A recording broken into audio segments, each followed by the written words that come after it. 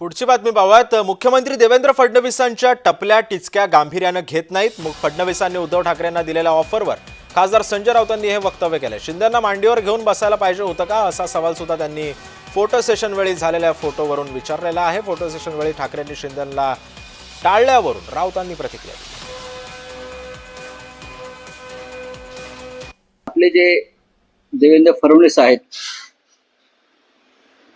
ते अशा प्रकारच्या टपल्या टिचक्या टोमणे मारण्यामध्ये पटायचे आणि त्यानुसार त्यांनी तो एखादा टोमणा मारला असेल, टपली टिचकी मारली असेल, त्याकडे गांभीर्याने घेण्याची गरज नाही। शिवसेना सर्वोच्च न्यायालय,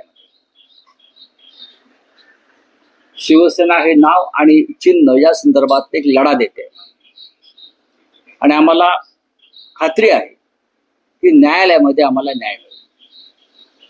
त्याच्यामुळे फडणवीस यांच्या बरोबर जे डुप्लिकेट लोक बसलेले आहेत शिवसेना म्हणून, त्यांचा विचार फडणवीसांना आधी करावा लागेल।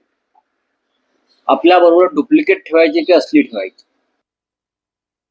शिंदेना मांडीवर पण बसायला पाहिजे होतं। सांगा ना, सांगा ते शिंदेना त्यांनी मांडीवर पण बसावं अशी तुमची अपेक्षा आहे का?